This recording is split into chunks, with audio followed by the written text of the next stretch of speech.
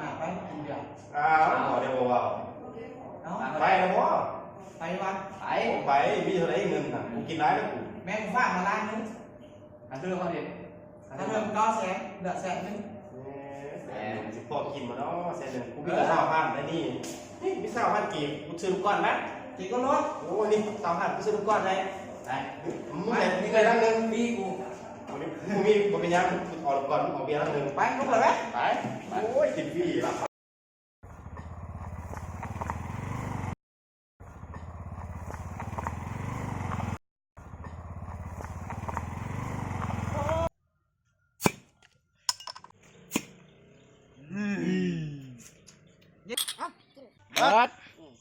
บัดดี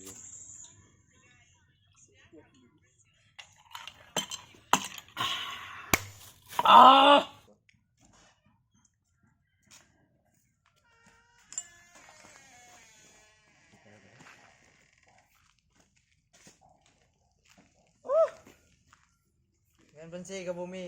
กระเป๋าแบรนด์แฟนทิ้งโอ้ยหาความรักความเมตตา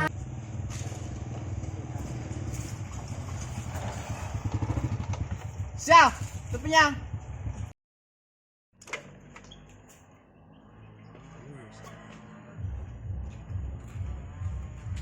ยังเสี่ยวมองข้างวะเป็นยังเบิ่งกระเป๋ากูนี่วายโบเบเป็นยังบัดนี้ยังได้บัดนี้แล้วน้าเถิงกับพ่อฮันได้จ่ายกูตายครับบอกอย่ากินOkay.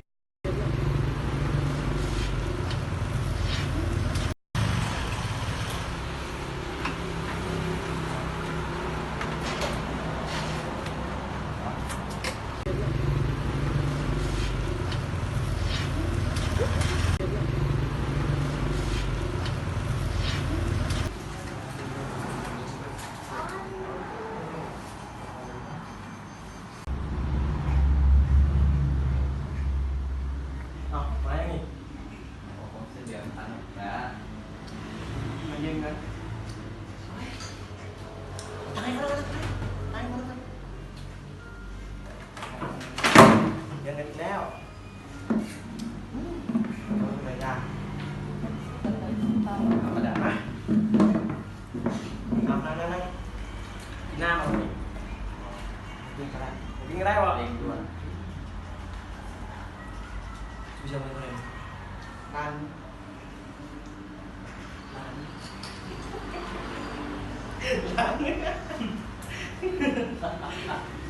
เงินมันไม่ใช่สำคัญหรอกสำคัญอยู่ให้เป็นคนให้สูงสูมีอย่างมาค้ำสูมีอย่างมาให้กูรถประจำรถเนี่ยประจำที่สีดำเดินผิดแป๊บนึง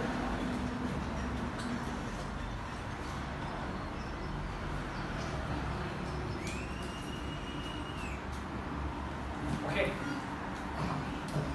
นี่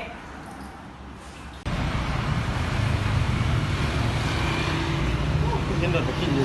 มากไปซ้อมมันก่อนมันมากเนี่ยนะดิ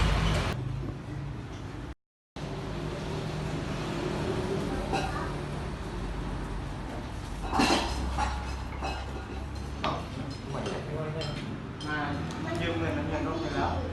ยืมเงินยังอีกเงินก็เงินไปไหนไปกินยาเอาร้านกั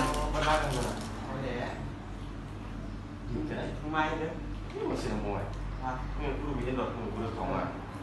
สงสัยเราเคยมาไทยเจ็บกันสุดยอดมากเลยนี่เอาดิเส้นเจ้าเนาะเส้นวิทย์ออกวิทย์ออกไปสิ้นเชื้อน้ำกูมีมูอยู่นะกูเคยไปกูละน้ำลายเบียร์ตั้มรถไปนี่เลยเอาไปขี่บริเวณนี่จะเอาวัดที่จะโตเข้าไปอะไรอย่างไปดูไปไปข้าวรถนี้รถโรงงานให้เขามาคัดก่อนการให้ธุรกิจอันนี้จับไป เกี่ยวยังเน็ตอยู่ฟังมึงยุ่งยังไปเรื่องนี้นะอะไรกันด้วยกินเอาพี่เบียร์ก็ไม่อยู่นะไปไปเอาตามเบียร์ซุปมาสุดยอดที่นี่ ไปยอมไป หมดเจอที่ไหนดีวะ เอาคิมไปใส่วะข้านี่ทิมกู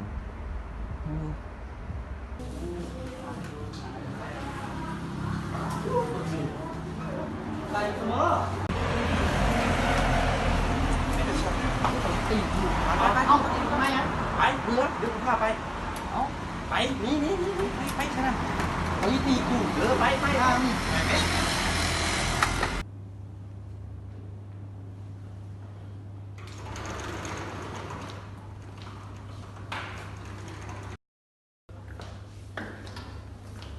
เวลาจะสอนเส้นนะจะทำกันลูกค้านี้ยังไงทางบริษัทช่วย คือเฮามีหมู่เดือดร้อนนะเพราะว่าเขาเคยมากู้เงินนำบริษัทของเจ้าแล้วนะเดี๋ยวเฮาเดินในนำหมู่เข้ามาพอหมู่เขาเดือดร้อนอยากกู้รายละเอียดอธิบายหมู่ให้ฟังในได้บ่ คงเกี่ยวกับการกู้เนาะ แม่นล่ะ ลูกค้าจะต้องการกู้ในวงเงินเท่าไหร่เนาะ น้องต้องการในวงเงินล้านนึง ต้องการวงเงินล้านหนึ่งเนาะและทางบริษัทเราจะไล่ดอกเบี้ย 0.5% ต่อปี มีแต่ลูกค้าอ่านถึงรายละเอียดตามนี้เลยเนาะอันที่ประกอบเอกสาร เห็นอ่ะ เงินลูกค้าหรือลูกค้าแจกในการท เสียเบิ้งเดี๋ยวอ่านใส่เลย ก็บ่มีหยังได้เลยก็มีแต่อันนี้เพราะว่าไปมันวิทยุหรือว่าสมุดครัววัดประจำตัวกันอะไรเพราะว่ามันก็เตรียมเอกสารรถมากเลยนะมันบอกเล็กก็ให้เพิ่นกวดสอบเบิ่งนะครับจะเป็นรายมาได้หลายบ่ ดอกเบี้ย0.1%บ่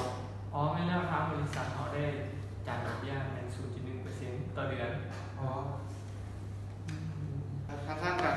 น้องต้องลงตามข้อเสนอที่ให้มาเนาะ จอด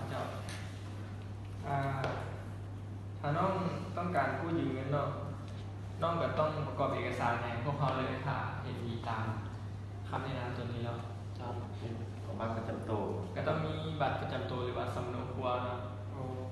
น้องได้เอามาบ่ เอามา เอามาก็เอามาให้ได้เลย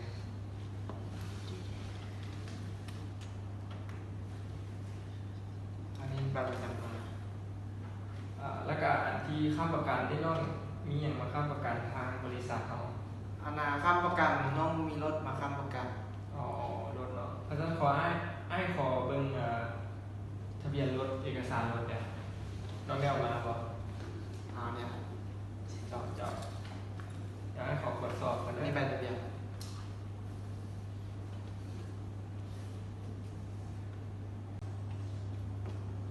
เอกสารครบเลยเนาะถ้าสั่งเนี่ยน้องรอถ่ายดีๆให้แป๊บนึงได้สิเป็นดำเนินการให้ กูบอกแล้วเมาเลยใจใหญ่นี่เมาเลยใจเอา เ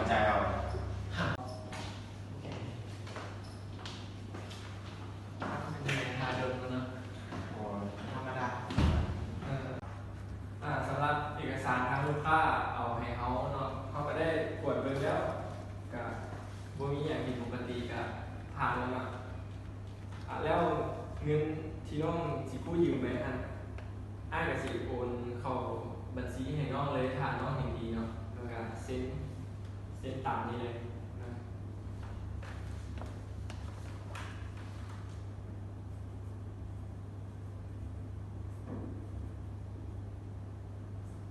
เส้นใบเดียวอ่ะเส้นก็2ใบใบเดียว เส้นทั้งสองเลยก็เส้นไปนี้เนาะ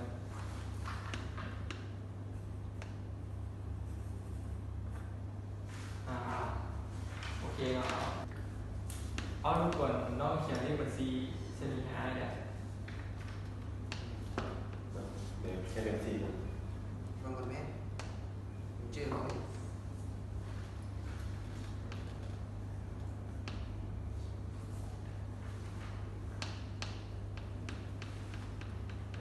ในเซ็นเอา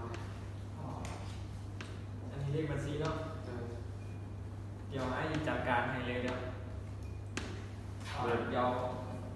เอาเอกสารเนาะอะไรก็ปีแล้วโดยเป็นยังไงกับว่าพันหาทางธนาคารมาได้เนาะนี่ยังครับ จะได้ขอบใจได้สิ เข้า ใจ ใจ แล้ แล้ว ว เข้าใจแล้ว เข้าใจที่ใช้บริการ เห็นไหมเอาอยู่ว่าฉันนำเลย ไปละสว่างเวลาก่อนผมรู้สึกมันการเห็นอีกอันนึงไปกับป้า โอ้มึงก็บอกก่อนมาแต่ว่า ไปครับ โอเคโอเค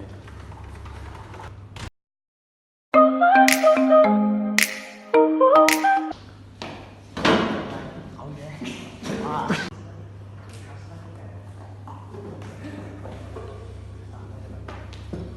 ต้องไปเชี่ยวไป เอามึงยุ่งยังกูเป็นธุรกิจของกูอยู่นี่เด็ก